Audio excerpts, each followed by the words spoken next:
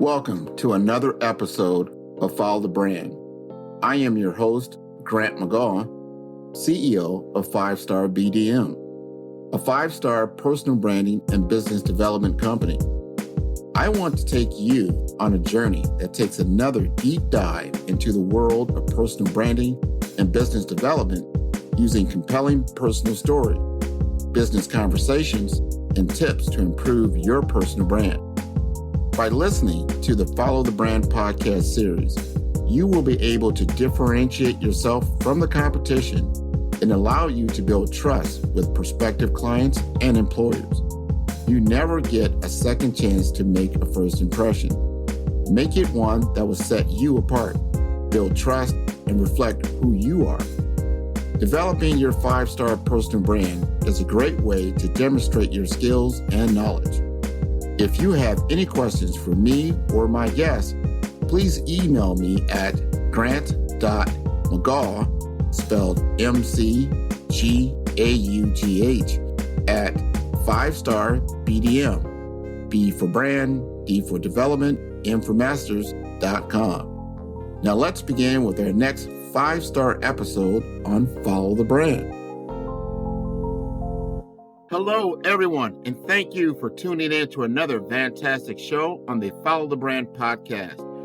This week, I would like to emphasize the importance of pivoting along your life's journey with confidence. This is the point of view from Leon Green, a 20-plus year health IT professional. He weaves a story that leads him from his home island of Jamaica to the U.S., where he does not know a soul and is challenged to make his mark in the world.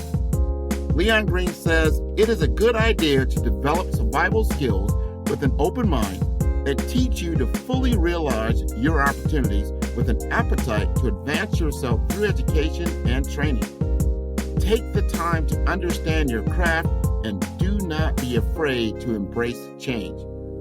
Leon Green received a Master of Science degree in Electrical Engineering from the State University of New York Binghamton campus and is currently Director of the Project Management Office at VITAS Healthcare, the nation's leading provider of end-of-life care.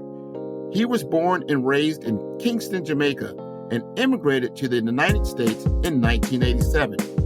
He has over 25 years of experience in health information technology, with work experiences from multiple corporations in healthcare, transportation and logistics, consulting, and systems integration. He has a passion for achieving health information technology goals by serving the interests of healthcare practitioners and non-practitioners with an interest in improving the delivery of medical care and public health, while lowering costs, increasing efficiency, and improving patient experience. His current projects focus on the area of digital transformation. Now, Leon was a member of his corporation's team that won the HIMSS South Florida chapter's first Innovation Award for presenting a live solution that supported caregivers in the delivery of healthcare during the patient's end-to-end journey from referral to discharge.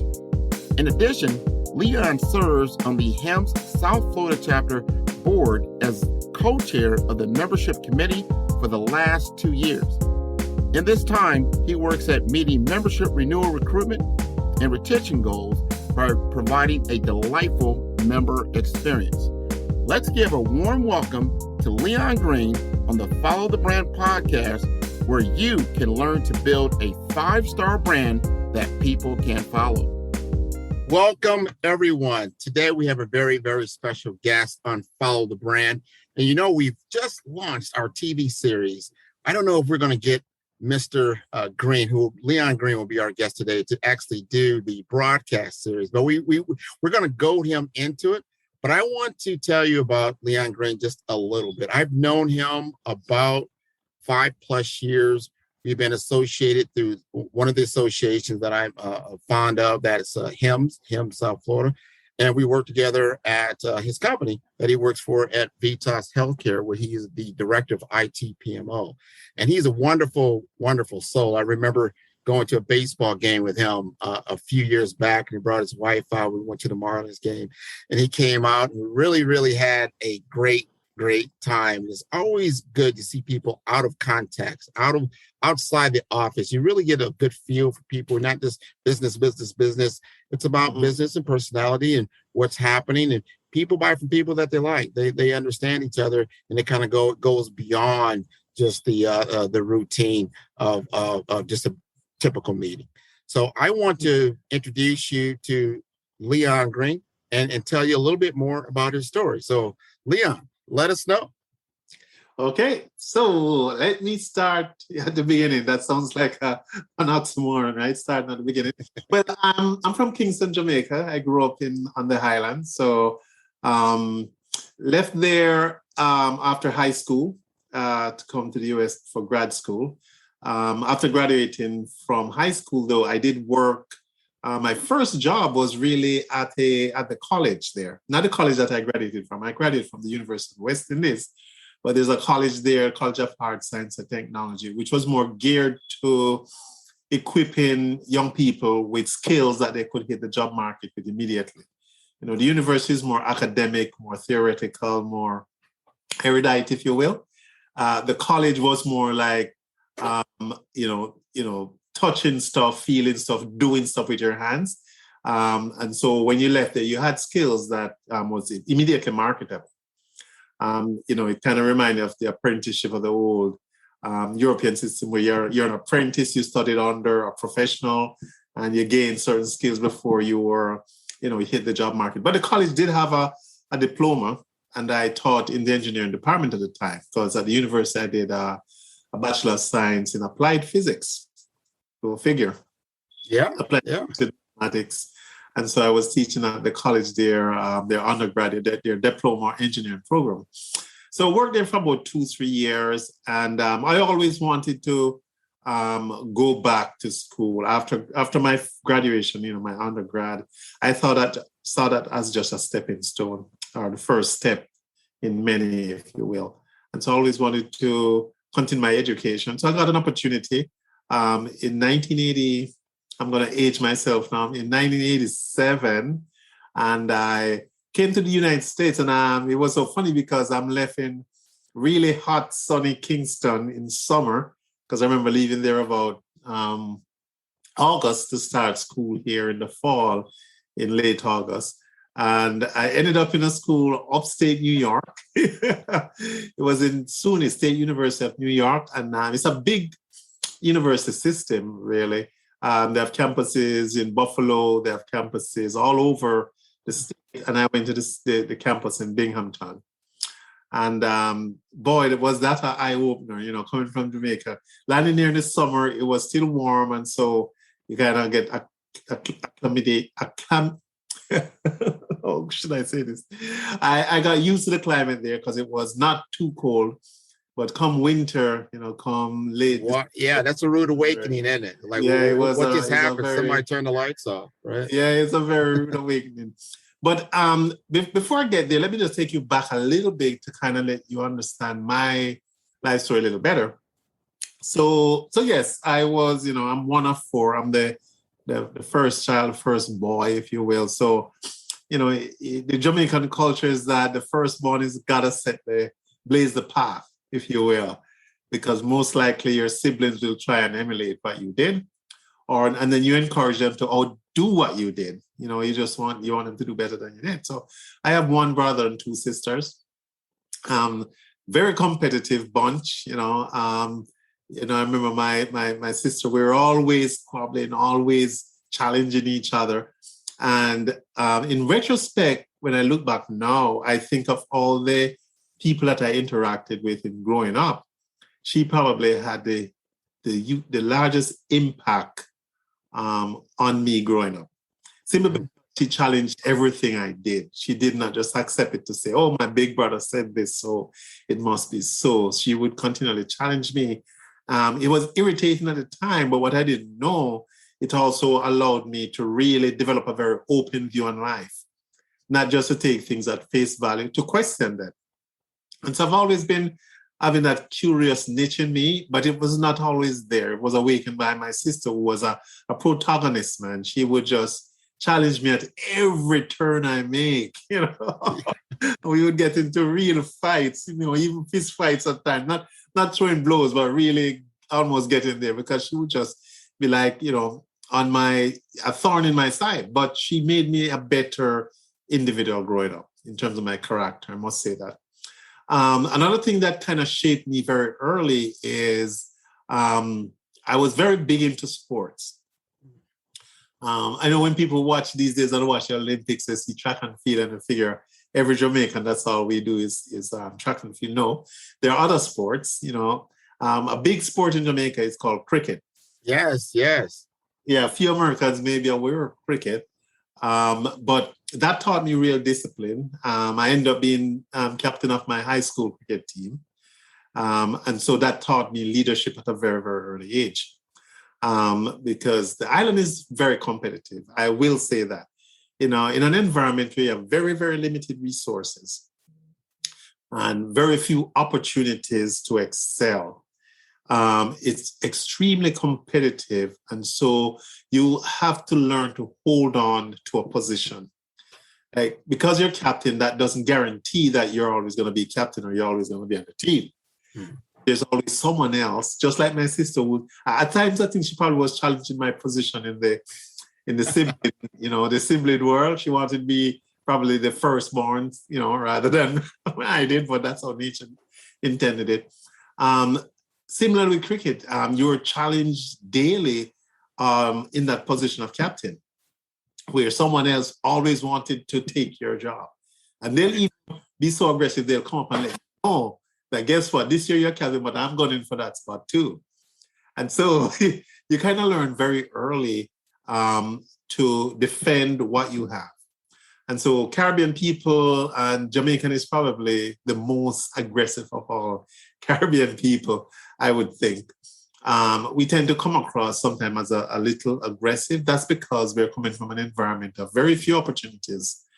So you learn to kind of fight for and retain, not just getting it, but retaining whatever opportunity or advantage you have in the fairest way possible. And so it kind of comes out in sports. It comes out in pretty much everything we do when we come here to the US. You know, we tend to be the type that want to have 2-3 jobs because the ultimate goal is to go back to the island someday, retire, build some big house in the hills. That's it. Yeah, that's the ultimate goal. So let me ask you this, Leon, along those lines, because what you talked about is survival skills. Yeah. And survival skills, and when we talk about personal branding, a lot of times it's about your personal uniqueness that you use, you leverage it on a daily, monthly, weekly, yearly basis. That is a competitive advantage for you. What did you use, moving from like even Jamaica to the United States? What was your uniqueness about you? Do you think there was a competitive advantage that allowed you to be the leader that you are? Okay. I would say, first of all, in coming here very early, and most people coming from the Caribbean will tell you this, we realize that the average American really don't appreciate fully all the opportunities that they have. And so things that are viewed by typical American as, oh, that's just normal, it's a given, it's everyday, to us it's a huge opportunity. And so we tend to turn those little things to our advantage. That's one. The second thing is that you do have an appetite to advance yourself. And there's one thing that we all come from the Caribbean with. We figure that education is one thing that can't be taken away, but is what you can use to really advance yourselves. And so we tend to take our education extremely seriously. I remember in college, I could never understand this in college. You'd be in a lecture and the professor gets done and they're all head for the door. Everybody's rushing out the door to run out, like they want to get away from the professor. We would kind of congregate around the professor and pick his brain, ask him. try and get a better understanding of what was lectured.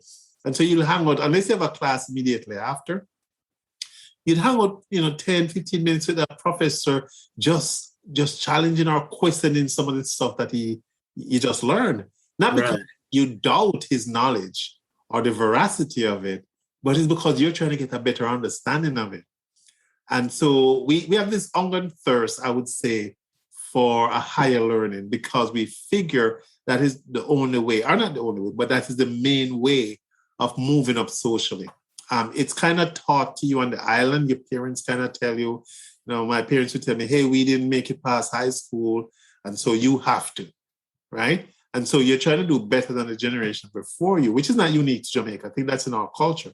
Right. But we kind of just take that to the nth degree, by really pushing very hard. And so when you come here, I remember on campus, people would be complaining about, grants and what they didn't get and stuff. We would, get 2-3 jobs at a 7-Eleven or cleaning somewhere and still make it to class. And that's not because we have a better work ethic than anyone else. It's just that we have this drive within ourselves where we put things in context to say, yeah, I'm going to work at this little menial job, but it's to serve a bigger purpose. And it's only a while, Yes. You have that outlook.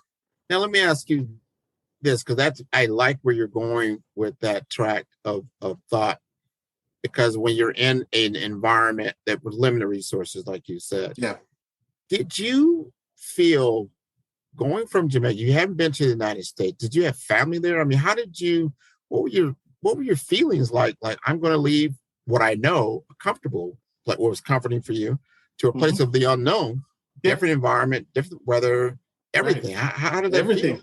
And that's a great question, because think of it. If I'd gone to New York City, I would have found a lot of Jamaicans there. Yeah. At the time, I think I had at least an aunt or a cousin there. So you'd have some type of a bridge or stepping stone to kind of ease your way into the culture. Yeah. I went to New York City, but that was just to catch a connecting flight to Binghamton. So I was in the city for probably, 2 hours. And then I'm upstate New York, totally different culture, right? And you immerse yourself in this.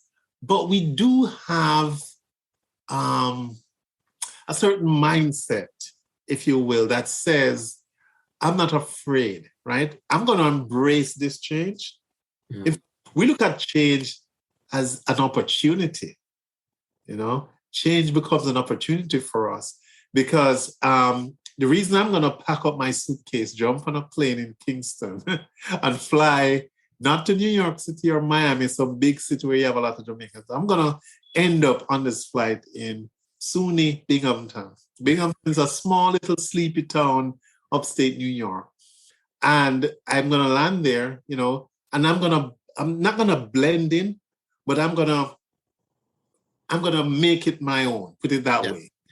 I'm not going to be intimidated by it, because I have this very openness where I'm going to embrace other folks. I'm going to walk up. I remember the first morning after I checked into my dorm, I'm going out. And in a way, being on campus kind of provide a nice incubator, right? Yes. Yeah. If it was that I just dropped in the city and I wasn't in school, maybe it would have been a little more challenging. But I'm in a university atmosphere. So I'm kind of incubated, but notwithstanding that incubation, there wasn't a lot of Caribbean people on that campus. Oh. When I went to my very first class, I probably was the only person of color in that class. Definitely was the only Jamaican, and definitely was the only person from the Caribbean. But I think we tend to have a type of personality where we're not afraid to engage someone else. I walk and see someone and say, hello, how you doing? And how the person respond to me does not defeat my hello. If they respond positively, then that's great. If they don't, I move to the next person. Hey, how are you doing, man?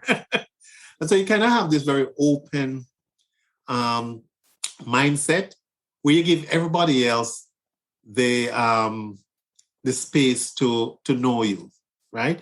You're not just going to go there and then just isolate yourself in a little corner. Nobody knows you. You know what I get from you, Leon, from that Yeah. description you just gave?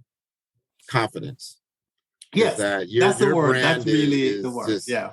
just confident. You exude Yeah. confidence. You are confident leaving Jamaica. You're leaving a small island. You're going to go to a population of 300 million people. Yep. You're going to go to one of the most isolated places in America. Exactly. And you're going to go there with all this confidence, like, look, I am Leon. I love everybody. You're going to love me. I love that. Yes. And I like how you put it, because it wasn't, I am Leon, look, world, I'm here. Right? It's not boastful, or it's not overly aggressive. It's more, guess what? I am here and you're here, and we're going to interact one way or the other, right? Yeah. And I just said it's confidence, right? In that at the end of it all, you learn something more about me. I learned something about you, and we hit it off. Now, you pursued an engineering degree? Yes. Is that correct? Yes, that is true. And that was because I was trying to get into engineering school during my undergrad. And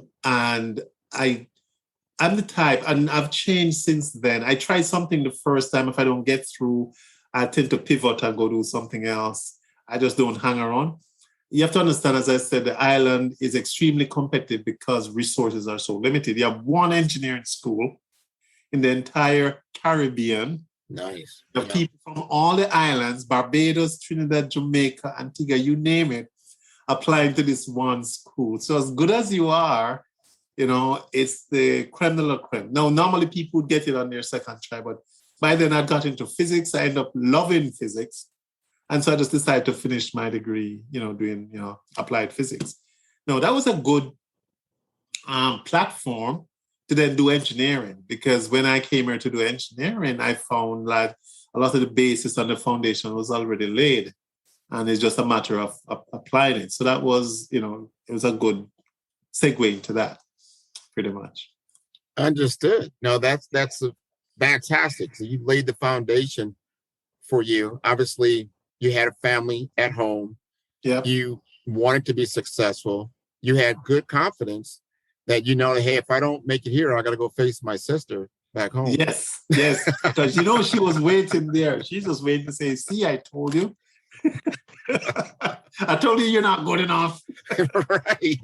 Like, no, you don't understand. Some way I have no choice but to succeed. This is going to happen. Yeah. So you really have no choice. And that's kind of the mindset a lot of young people leaving the island. It's like, I packed my bags and I'm leaving on a jet plane. Don't know when I'm going to be back again. But guess what? When I come back, I'm going to be better than when I left here. My son-in-law is from Jamaica. Oh, okay. He just came here about 3-4 years ago. He grew up in the town, I think it's St. Catherine. Okay. Yeah. Spanish Town, I believe. Yeah, Spanish Town is the old capital. A lot of people realize that Spanish Town was the first, because the Spaniards had Jamaica first. It wasn't, if the British hadn't taken Jamaica from the Spaniards, I'd be speaking Spanish to you. Wow. I didn't know that. Know this. Yeah. That's why it's called Spanish Town, isn't that? That's why it's called Spanish Town. That was the very first capital, and the Spaniards had it. But they were just interested totally in that one location. Right. The Brits now had a different mindset. They just wanted to rule everything. So they wanted to take the entire island. Sounds very British if you ask me. Well, I listen to you. You have a very British accent, to be honest. Oh, yes. Yeah. That's true. Yeah. We speak English is the first language. There's a local dialect called Patois, P-A-T-I-O. Yeah. Really a mixture with some African language, because most of us were from West Africa, with English. Right. So, if you go to the local marketplaces, or when Jamaicans get real relaxed and they're speaking, they're digressive to Patois. But for the most part, English is the official language of commerce, of business, of communicating. Yeah. But we do have that tint of a British accent in there. Somewhere. So tell us, we get back to your story. You graduate. Yes. You graduate. And then now you got to get a job. Yes. Very good. So tell us how do you transcend now? Like, hey, I've got a word. And tell us how you get into this, because you're right now you're a director of IT project management or PMO. Right. Correct. So how do so my journey to that spot. So I'm in Binghamton. I graduated and I had met a young lady. So, Good. You're gonna kind of see some of the reasons behind this. I met a young lady when I was back in Jamaica on campus at UWI, University of West Indies. And she had left because her parents had migrated here. So she came up with them. And so I was back on island. I thought that was over, long distance relationship, that was over really well. But guess what? I'm in SUNY Binghamton, and we got connected again. And she ended up coming to that school. However, when she started, I was in my second year. I had like 2 semesters to go, and she was just starting as a freshman. And so I graduated, but guess what? She's still in school. And I'm dying to get to Florida because I hear it's warm.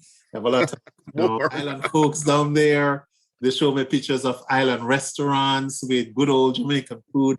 I'm thinking, how the heck am I going to get it? But her parents, when they came here, they lived in Miami. Okay.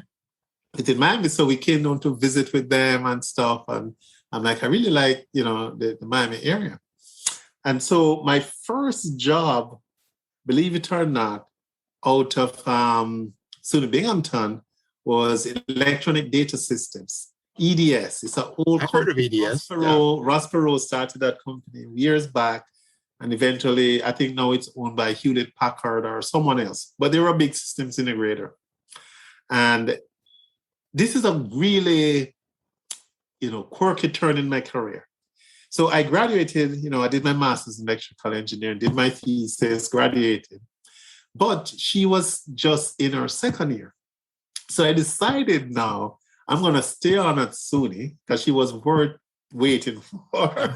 And I enrolled in an undergraduate course, right, in computer sciences. Oh, okay. My graduate program, I really didn't develop. It did some high-level stuff on computers, and this was mainly on the architecture portion of it, not the coding and programming. So I decided, okay, let me go learn some programming. And believe me, Grant, I graduated and I've never used any of the hard electrical engineering stuff that I learned.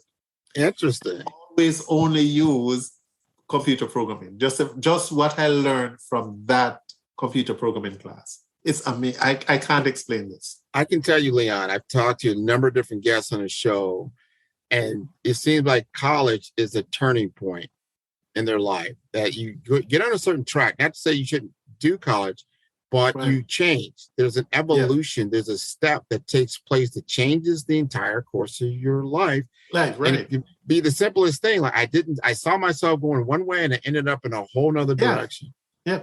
I enrolled for some courses in Fortran and C or whatever. The big programming language at the time was Fortran. So first of all, that was offered in the engineering school. And they also had C was just coming on as the next wave. So I did something there too. But I ended up doing 3 semesters of computer programming.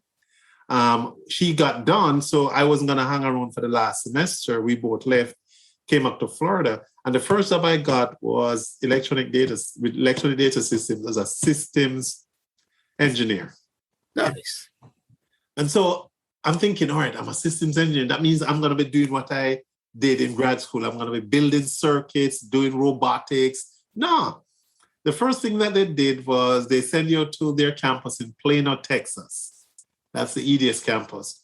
And that's where, regardless of your undergrad or your grad, doesn't matter what you graduate with, they take you through the EDS boot camp. And that lasts for about 2 months. Wow. And show you how to develop systems the EDS way.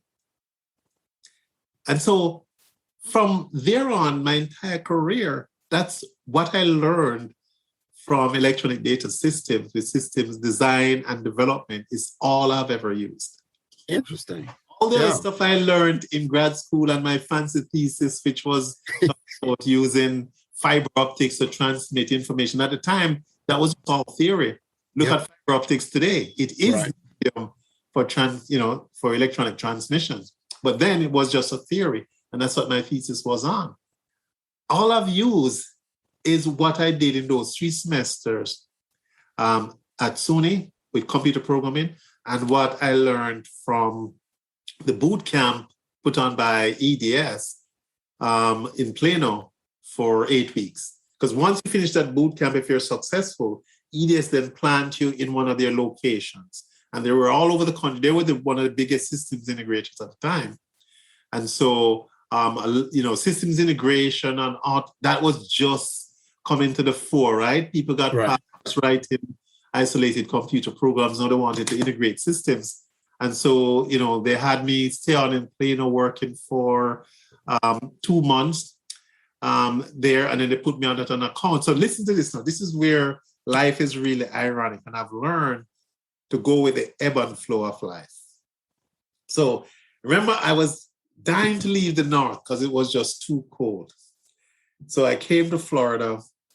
I'm with EDS. I'm thinking once I finish my training in Plano, Texas, they're going to send me to one of their accounts like in Melbourne, where they have a big account at the time, or they're going to send me in Plantation, Florida, where they have huge accounts. You know where they put me back? Binghamton, New York. No. No, it wasn't that far north. This time I was in Providence, Rhode Island. The Northeast, for real. The Northeast, for real.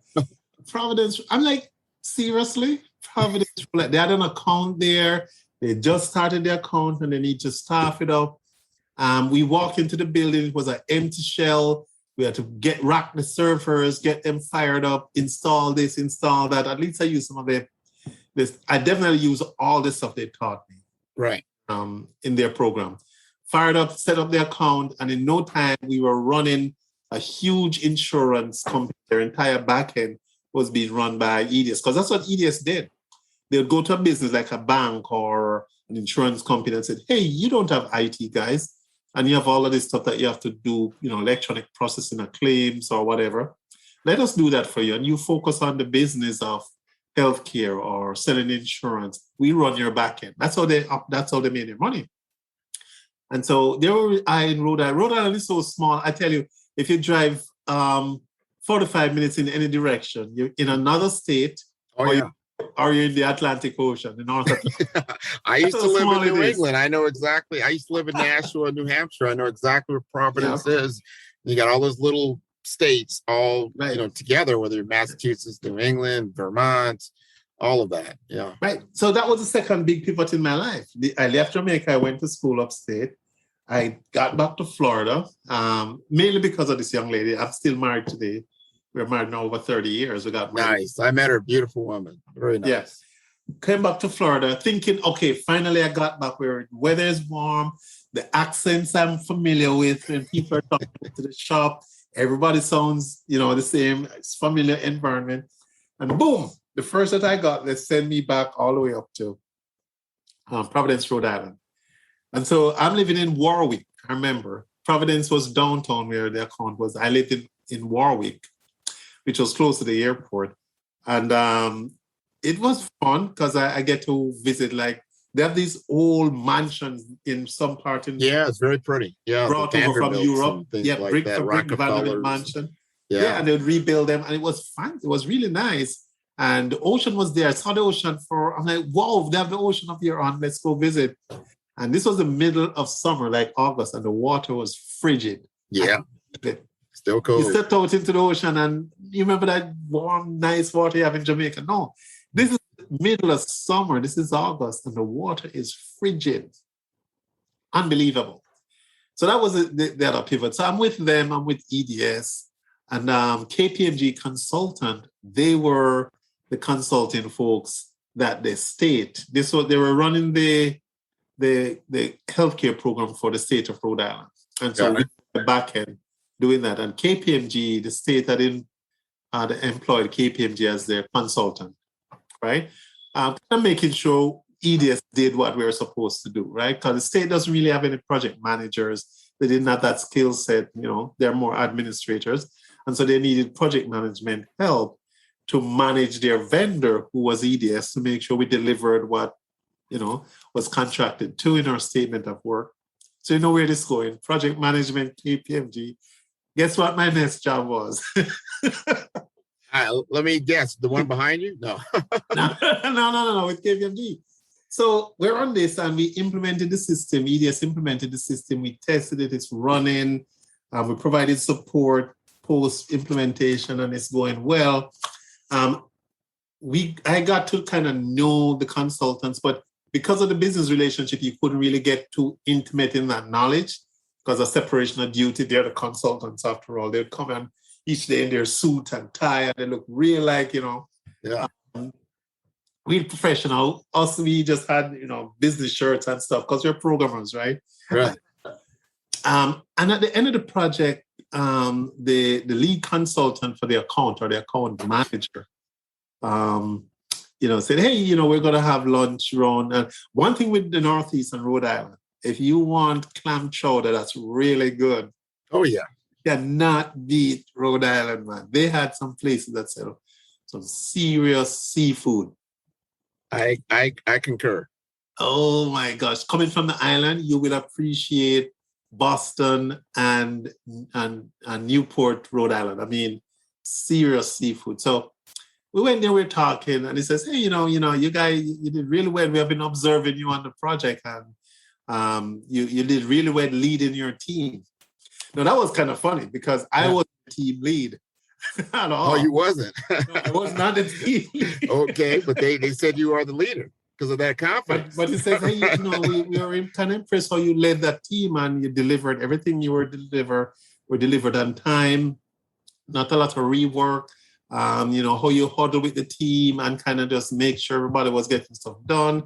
We kind of just jump up, somebody's falling behind on their module. Then we talk about modules, right? It's the old coding paradigm. We noticed that you were so flexible, you could jump, you get your work done and you jump on somebody else's module and help them get it done. Real team player. We kind of like your leadership style and how you led that team. I didn't say anything, but I'm thinking at the time, I'm not the team lead. It was this other guy that was the team. Yeah. So anyway, he asked me, so what do you think about, consulting, like what we did? We manage projects. We know you're a developer and developers tend to love their space and their creative nature. But, what do you think about, consulting like what we did, managing the developers to deliver stuff? And so he keeps talking and I'm like, nothing he has said so far really hooked me yet. Yeah. And then he says, you can pretty much live anywhere you want to live because we travel all the time. I said, wait a minute. I got your attention. I can live anywhere I want to live. Then he got my attention. I said, seriously? He said, yeah. We have consultants living in Florida, in Texas, on the West East. All they have to do is, be close to an airport so they can jump on a flight, Monday morning to get to the client site, or Sunday evening if the client wants them there Monday morning. Yeah. And then catch a flight, Friday to go back home. That's all I needed to tell my wife, right? Because at the time, we were married. So I went and I said, honey, we just finished the project and it's going well. And the consultant on the project says, he didn't make an offer, but he kind of piqued my interest by mentioning the fact that they're looking for people that have development skills to manage projects. Because guess what? And I learned this very early. You really can't manage effectively if you don't know how to execute what you're asking the team to execute. In other words, if you have never done it, I'm not saying you can't manage, but I'm saying you make a better manager by factors of tens and hundreds by the fact that you did it before. Sure. You know what it takes to get it done and you know how to get it done. And that to me is something I've always kept. Because if you think of it, if you go back to any advanced cultures today or developed country, at some point they had some type of apprenticeship system. Mm-hmm. If you're going to be a carpenter, you was an apprentice to a master carpenter. And there's a reason for that.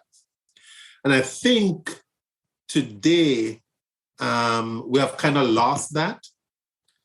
And it's expected because we kind of moved from that industrial era now into an information age, where that was very important, that if you are going to manage someone, I think you're more challenged if what you're managing them to do, you have never done it before. No, there's no question about it. Yeah. There's no, and to your point about, especially in the world of mentorship, there's certain things you're going to learn in school, don't get me wrong, Right. certain things, but if you don't get that direct support, Right. and seeing someone else go ahead of you and how they're doing things, so then you can learn. That's why we're even having this podcast right now, because I truly believe that there's some gaps there. Right. You can't learn that in the book. You've got to learn it in at the moment as it's happening. Right. And because there's always those gotchas that are going to happen. There's intangibles that are going to happen, and you've got to be able to pivot and make those changes to pull things off. And I'm in information technology. We know that this is not an exact science, right? Not there's always going to be things that aren't going to be as prescribed. Right. This episode is brought to you by 5-Star BDM. 5-Star BDM is a professional consulting and advisory group keenly focused on business development services for small to mid-sized businesses and entrepreneurs. Although every business is unique, they often share challenges that can be addressed through smart branding. Services include process improvement in operations, digital strategy and transformation, business intelligence, digital marketing, and personal branding. Our 5-Star business and personal branding company has helped a number of professionals and organizations to optimize and grow. The result is more business, more opportunities, better reach, positive outcomes. Please visit www.5starbdm.com to learn more and view all the episodes of Follow the Brand. Exactly.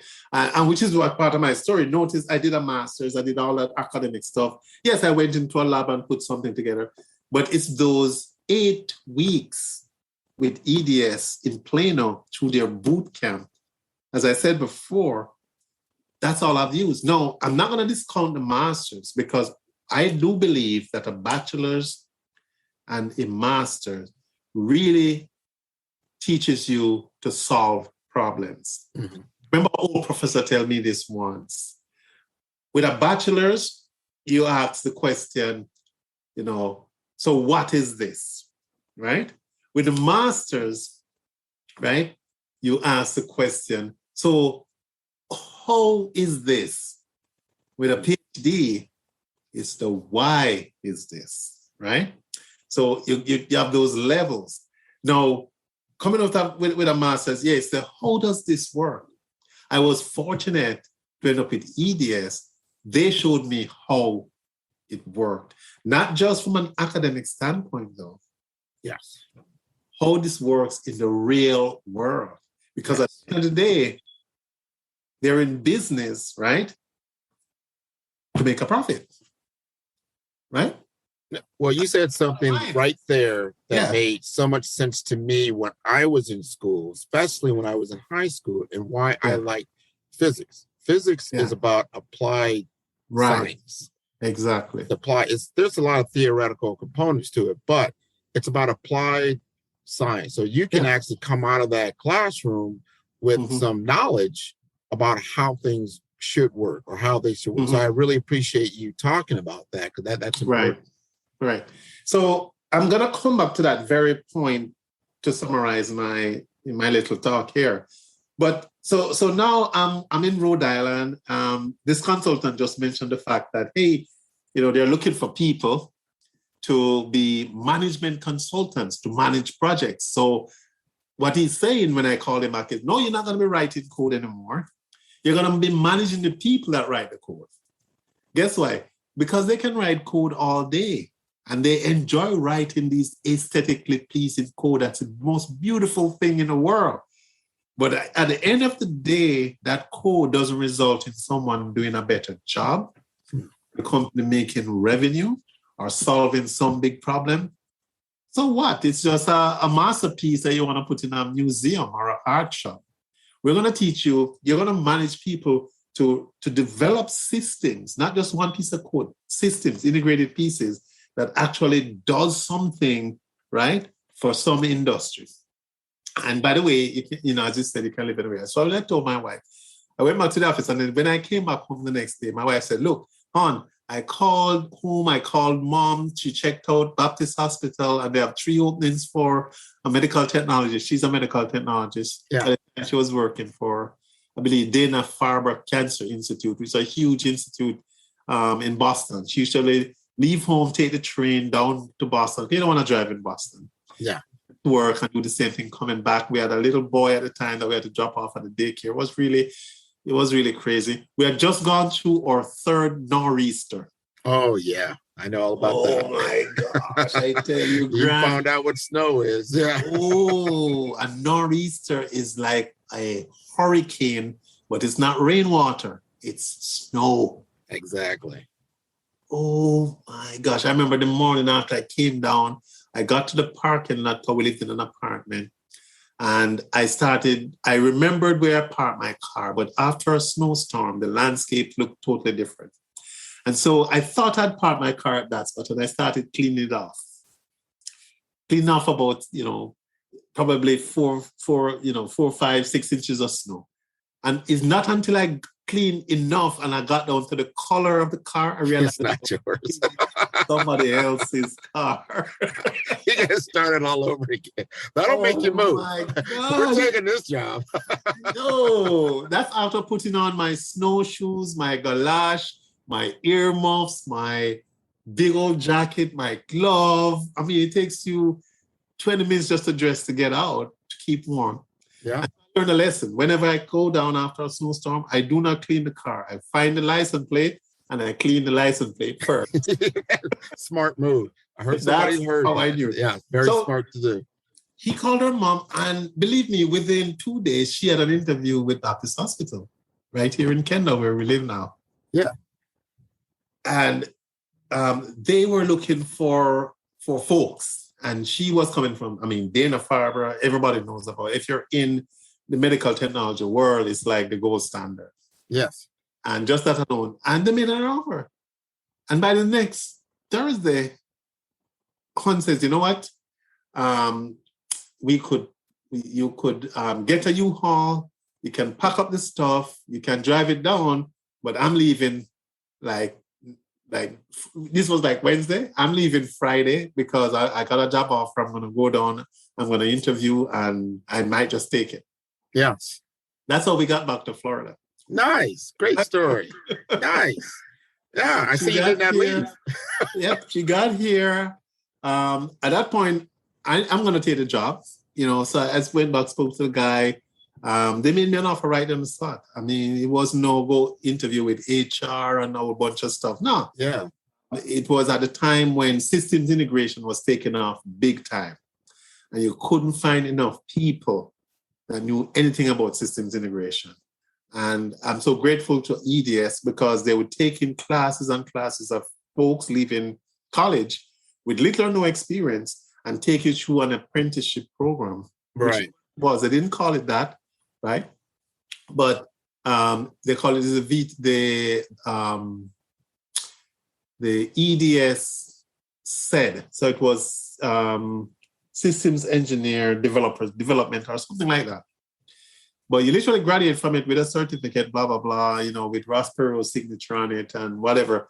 But when you came out, you understand fundamentally how to develop a system. Not just write an isolated piece of computer code, but you could build something, integrate it, and it could deliver value. Awesome. And that was 8 weeks. Now, for the folks listening, remember now I had the foundation for this. Right. Graduating with applied physics and then doing engineering, a master's, I had the foundation. So it was easy for me to understand how to be a systems engineer and what it takes and how to do it. A lot of folks, I think, and I see it happening with my boys also, we're in a generation where they just want the answers. I remember helping my son with homework on it. And I says, Dad, just tell me the answer. It doesn't work like that. It doesn't work like that. You have to, as I would say, you have to pay the piper. By that I mean, you have to put in the time. If this is your craft, right, and your profession, then the least you can do, right, is spend the time to understand your craft. Yeah. There are no shortcuts in life. Literally, there are none. Absolutely none. And so there's long-term and short-term, meaning try to avoid some of the pitfalls, but the fundamental understanding has to be within yourself. Exactly. So you have to, and so that was what gave me a leg up when I became a management consultant, and I stayed with KPMG for 5 years actually. Yeah. I racked up more frequent flyer miles than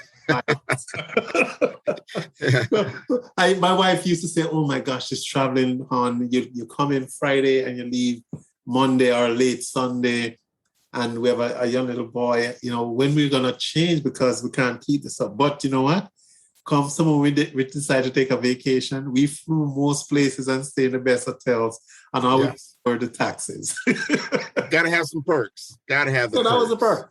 Yeah. With them for 4 years. And as I had my second child, the difference in age between my firstborn and my secondborn is 6 years. When I had my second boy, I definitely realized that, no, I can't keep traveling like this. Mm-hmm. I was just so unfortunate in that we're living here in Miami, and whenever I work locally, I would just go to the KPMG office on Biscayne Boulevard. Yeah. I still have that office downtown. But my partner was out of Seattle, Washington. Huge difference. Hardly ever in that Biscayne Boulevard office, because the partner is all the way across the country. So whenever it's not like today where you jump on Zoom and you could have a virtual meeting. This was, 2000, 1999. I was with EDS from 95 to 2000. Mm-hmm. There were no Zoom and no No, it was expensive to do any kind of video conferencing. I learned video conferencing back then too. And right. It's now of age, but this is good. Right. So I was either, if we had a project in Texas or I had a project in New York, I had a project in Albany that ran for a long time, or I had a project in Arizona that also lasted a long time. It was just this constant travel, constant flying. And then when we had a business meeting, I have to go to Seattle. So I'm going diagonal across the country. So it was just a lot of travel. And when my second son came about, I realized this is going to be another pivot in my life, because getting married changes your life. But you know what really changed your life? Children. Yeah. Oh, yeah. Yeah. A lot of the stuff, you have to just change your entire outlook on life. And so I decided one thing is not going to happen is that they're not going to grow up and I miss their best years. True. Yeah. I got to be at that soccer game Saturday morning with those crazy parents cheering their hearts off. No, what you're talking about is like, and I've seen this happen, like especially people getting out of school and they choose consulting because they're not married at that point. They got free time. Exactly. They're flying all over the place. And a lot of the employers know that because they're not tied out. But once they do get more tied down and they start to have children, they can't just jump on a plane anytime. And so is that how you start looking and got into where you're at now? Yeah. Yes. That was the fourth pivot right there. So I had to find something local. I did find something local, and it was with Ryder Systems. Oh, Ryder. Right. Yeah. Ryder. Transportation and logistics. Yeah. And that was great because when I got there, and this was just purely by chance. I know I need to be looking for something local, but I wasn't really looking, put it that way. And I think somebody spotted me on some jobs board or something. And and reached out to me from Ryder. And I'm like, how you guys even know me? I mean, think of the amount of people out there and you go random whatever. And they got my resume. I went in, interviewed. And to me, regardless of salary or whatever else, which I didn't even, at that point, that was my priority. Can I work locally? Yes. That was all there was for me. That was my number one goal. When I was younger with KPMG, yes, you just starting out as a professional. Clearly, compensation is big. Mm-hmm.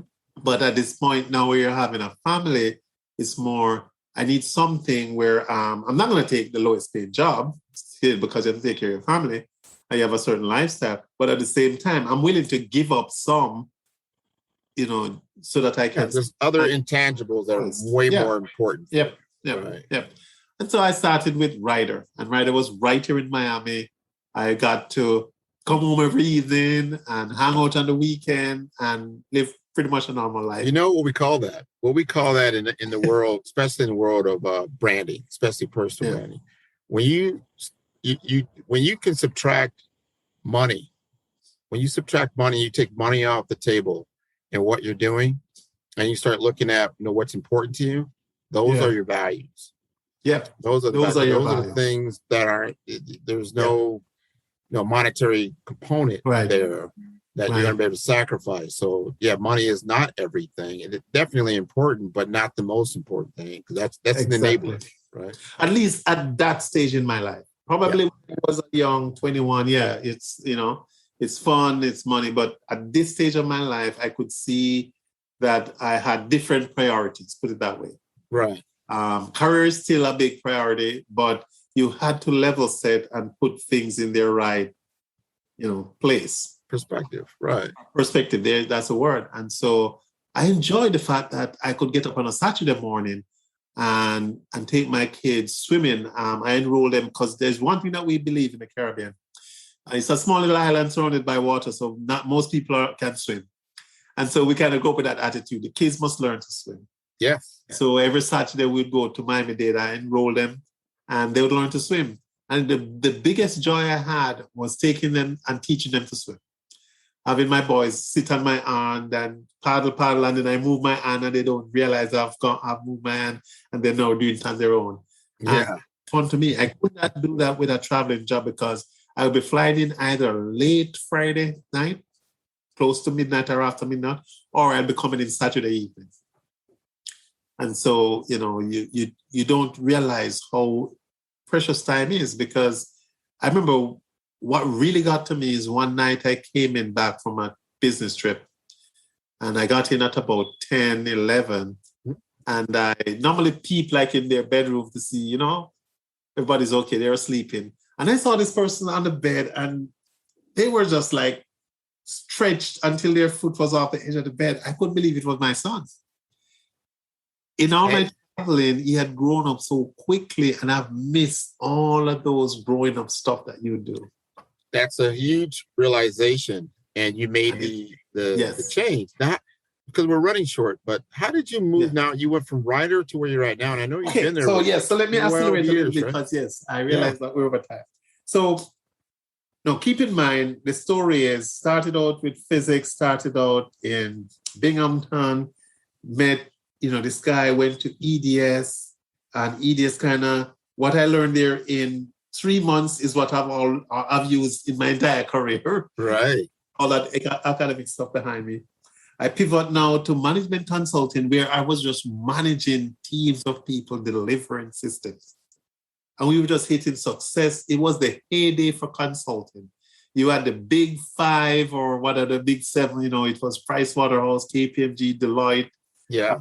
These are the big guys. And most of them started out as accounting firms or assurance firms or advisory houses. And then they tack on these consulting pieces where they're just dragging all of these kids, who could put systems together, and then they had the management of it. And so they had the total package.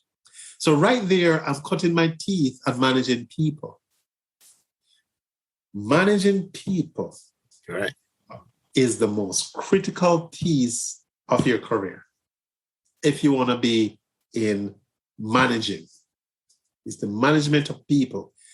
I always look at it this way. The triangle is people, processes, and technology. The technology will take care of itself. There are people out there smarter than you and I who are staying up overnight trying to figure out the next Wigs bag, AI, or, business analytics or whatever. That's their forte. So the technology will take care of itself. The processes also, you want to get a handle on that because that's how your company is that's how any organization operates. It has some type of process and it masters this process and becomes repeatable, becomes very efficient. But the people aspect is where you have the most variability and the most challenges. Mm-hmm. So each of us have our own DNA makeup, and what motivates one person don't necessarily motivate someone else. But the technology and the process is not going to deliver value without the people. And so I learned cutting my teeth, managing teams of people, and the diversity that comes with that people set that you have to manage, right? People are made up in different ways. I've managed a project in Idaho. Yeah. If you want to talk about, at the time at least, a location where it's very homogeneous, not a lot of minorities you're going to find in a team out there, right? Yeah. But learning to understand culturally how they think, how they work, how they look at life, what motivates them. And then I would switch midweek and I have to fly over to Philadelphia because I'm managing multiple projects. And you have a team now of culturally diverse folks. City folks, yeah. City folks who look at life through a different prism. And so the art of managing people, I'm still learning. And so I'm at Ryder, and something happened. And you remember this. We're in January 2009. Yeah. What had happened late 2008 going into 2009 that you can remember? Right? Oh, that was the huge recession. Yeah. The huge recession. All of a sudden, Ryder is in logistics and transportation. So folks not buying goods, so there's nothing to transport. So Ryder had to start cutting back. And my position was converted to something else, or chopped, put it that way. They gave me a nice little package. I walked away and I went independent consulting. Interesting. Okay. So you're an entrepreneur. I want to use my own name and do stuff. And I did that from February 2009 to about September. And in September 2009, we were working with a client who knew someone and mentioned VITAS. And I didn't really reach out because I love my independent consulting. I would be the one out there marketing, trying to get the job, and then it's a one-man band, right? Yeah. So I get the job and then I deliver and then I find the next one. But it was really tiring. So someone from, is it Stephen Douglas?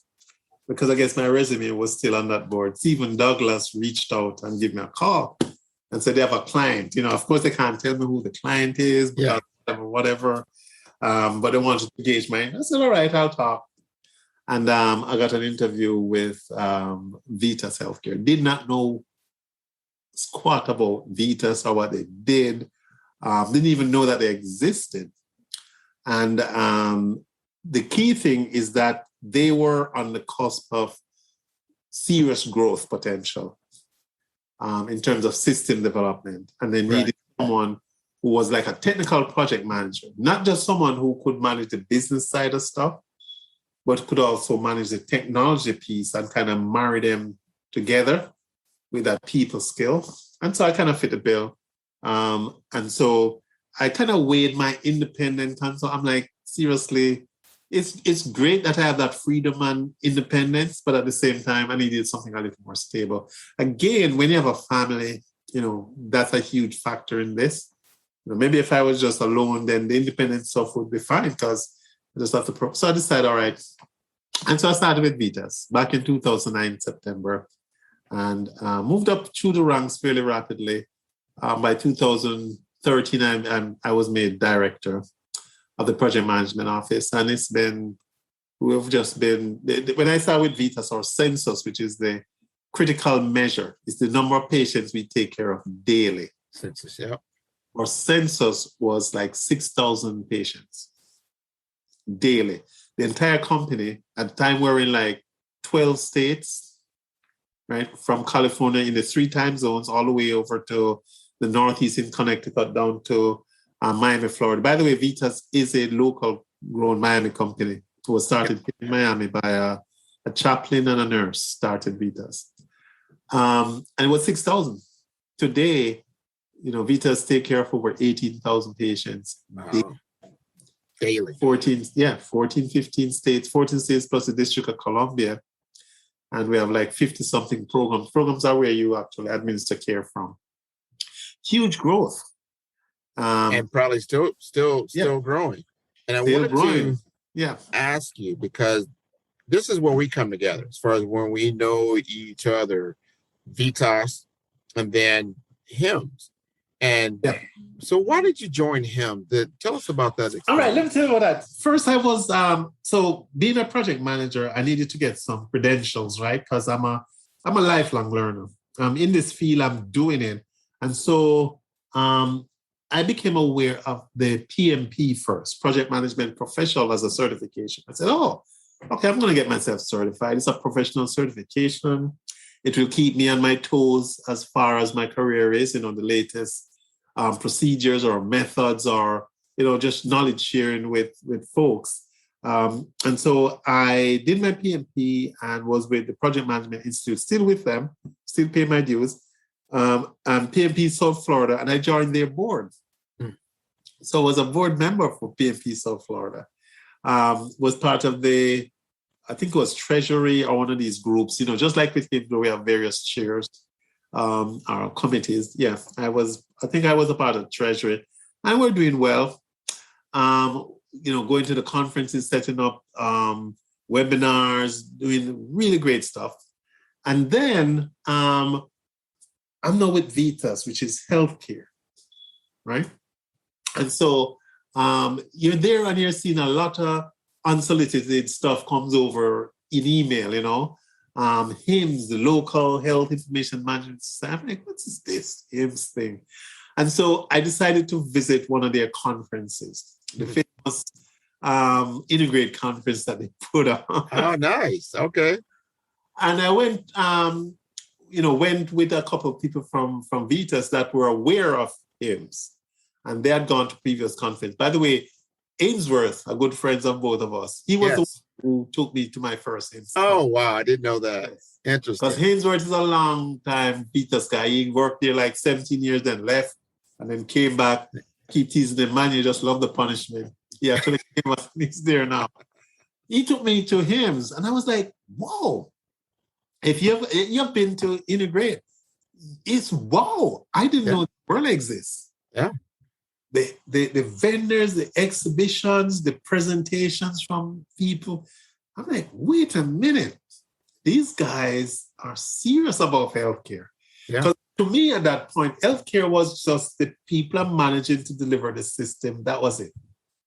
I don't interact with patients, so I don't, my wife tells me about patient stuff because she works at Baptist, but that's about it. You go to this conference and people are talking about the next whiz-bang way of delivering care. Yeah. Right? They're talking about these procedures, and all of this is enabled by technology. So here's my 5th pivot. That shows me a whole different world of what healthcare, of how technology can enable something like healthcare. Yeah. Because before that, in my mind, healthcare is what happened at Baptist Hospital or regional hospital or memorial. We think of healthcare as when we go to visit the doctor and in the room and they come and take this and take that, and if you need a procedure and do that. You never look at the enabling technology behind it. And some at this conference and they're talking of cyber wasn't that huge yet. It didn't have a lot of ransomware, but they're talking about the security framework to protect PHI and it's all technology. And then I'm thinking, wait a minute. They must have a bunch of people developing and managing those systems, right? Yeah. Flashback, to my EDS days, flashback to my writer days, right? And I'm seeing it coming all together that going forward, the space that I want to be, if I'm in information technology, is healthcare. Nice. Only that, at the time, healthcare was a lagger when it comes to technology. True. Behind banking. Banking was the last big industry to embrace technology, right? When last have you really walked into a bank? It's all online, but it never used to be like that, right? True. Healthcare is just catching up to that now, where banking finally embraced technology and all of that it has to offer and realize that's the biggest leverage to keeping costs down. Healthcare has also realized the same thing, that if you want to enable the delivery of healthcare to a mass population as cost-effective as possible, regardless of where they're located, you have to embrace technology. 100%. And you have the tools are there. It's the adoption. So that was my foray into HIMSS. That's the best thing Hainsworth has ever done for me. It took me to that conference. I took out a pamphlet and I wanted to know, how do you join this organization? Right. And they said, well, you VITAS, and I didn't know this either because I wasn't interested. VITAS at the time was an organizational affiliate, which simply means that anybody that worked for VITAS could become a member of South Florida HIMSS at no additional cost. No cost to you. The company paid for it already. I'm like, you gotta be kidding me. I signed up and I couldn't get enough of this thing. Everything they put out, I would read it. And I was just fascinated by this. And then on the old board thing, I can't even remember how I ended up on the board. I'm still trying to remember. Oh, you know how I ended up on the board? Another good friend of ours. Jim McKean. I knew it was Jim. I knew it was Jim. He had to come up. Jim was selling something to VITAS. Jim was with AJ? Jay at the time, yes. Yeah. And when I did my independent consulting gig, Jim was at AAJ. Right, yeah. Right. And so I met him from AAJ and I did my little independent thing. He was their big business developer bringing in these huge contracts. Yeah. I was helping with the little fringe ones trying to deliver on the contracts he brought in. Yeah. The independent consultant was using my management consulting skill to manage a small team at AAJ. So as Jim won the jobs and brought them in, I would manage the team that actually deliver on that job. And so talking with Jim one day at lunch and said, hey, he mentioned the word HIMSS. And I said, yes, I went to the Integrate conference. And I believe at one point, Jim was a president for South Florida HIMSS. True. But it was before I met him. But he still had a board position. And I said, yeah, man. And he says, if you really want to network and you really want to get into this, you need to become a board member. I said, well, let me think about it. Now, here is the sixth pivot in my CIO. Yeah, Patrick, I'm going to mention Patrick was my CIO at VITAS at the time was the chair, the committee chair for membership. And so one day he asked me to come help him put together some slides. Because he had a presentation as committee chair. Yeah. And I helped him put it together. We had some good idea, boom, he put it together. And then after that, every time he had some big thing to do with him, he would call me over. And I'm thinking, man, I have a whole bunch of stuff to do, but it's your boss, right? So I go help. And it got to a point where he had so much on his plate with VITAS, because VITAS was in this huge growth spurt. Yeah. In terms of enabling clinicians, and we moved from just a break-fix shop in IT fixing stuff to an enabler for the business. And so with Patrick there, the view from on high, from the board, from CEO down, was, look, our biggest leverage in this healthcare space is information technology. And so Patrick was pulled into delivering a lot more. And so he couldn't keep up with also committing to the board position or membership. So we were just talking. I said, you know what, Patrick, talk to the, if they're willing to allow me, I think I could do this. Yeah. I observed everything he was doing, and there was just nothing rocket science to it. You just had to have time to do it. Well, you've done a great job. I serve on the board with you as the program chair. We've been involved now for 5+ years or so. Yes. And man, this has been a wonderful podcast. I mean, we've talked a lot of different things. Man, I'm glad you've given us a lens into your life. Yeah. And I truly appreciate it, you taking the time to do that. And before we got to wrap up now, but before I wrap up with you, I wanted you to have that moment if there's anything that you would like to tell the audience and to leave them some knowledge or wisdom on your side, the mic is yours. Yes, I would say this. If you listen carefully to my story, this is what you should walk away with. Do not be afraid of embracing change. And when things come at you in a path that you think is the right path for you or you're going along, rather than fear it and go the other direction, have the courage to see, I'm not saying drop everything and just run after it blindly, but don't be afraid to pivot, right? Because, there's a risk-reward relationship, as we all know. And there's great reward, but then you have to also take that risk. It's got to make sense, right? Yeah. And it has to make sense for you to take the risk. But if you notice, every time I had to pivot, it's something I did not plan. And so if you go through life and figuring you can plan it perfectly and it will roll out like you plan, you'll be very disappointed. You have to be adaptable, right? To read all the signals and all the information that's coming your way, and stuff is nudging you in a certain direction, and see if it makes sense. If it does make sense, then don't pivot, clearly. But don't be afraid of pivoting, right? Because none of us make this journey, and it's not a straight path. It zigzags. But you have to put yourself in a position, though, where you can take advantage of the change. If the change come about or hits you and you're not in a position to take advantage of it, you're either going to run from it, not react to it, or ignore it. But if you're in a position where you see, wait a minute, I can take advantage of this change, then you will. It's like you said earlier with Jamaicans, it's confidence, right?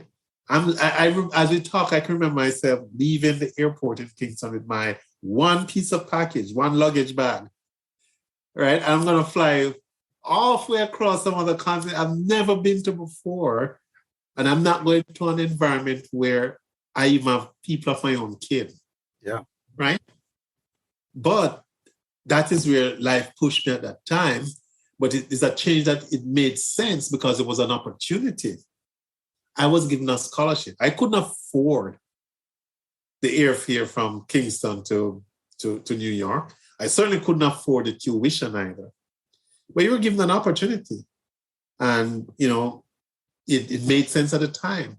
And even though I was going to go somewhere that I don't know anyone, I figured that, I would make it. There was just something that tells me if I give this my best shot, I'll make it. So, life comes at you and you wish you could, it could be planned and it could flow how you want it to. But you have to be prepared to adapt and pivot when it makes sense. 100%. Everything you said there. This has been wonderful. I want to thank you again, Leon, for everything that you do for HAMS, what you're doing for VITAS, what you're doing for your family, and you're doing for the Follow the Brand podcast. I think our listeners will truly enjoy this segment. You can follow us again on my website at www.5starbdm.com. Yep. You can see us also on the Follow the Brand on Spotify and all the other different podcasts. Really? Oh yeah, Spotify, YouTube, YouTube, iTunes, just about everything you can think of. So we're federated just about everywhere. We thank you again, and we look forward to the seeing you at a HIMSS Integrate conference very, very soon. Yep, I definitely. And by the way, I do look at this also as a pivot. I don't know where to lead, but you never know. That's the good thing about it. Yeah. That's how you have to look at life. Thanks. All righty. Thanks for having me. You're welcome.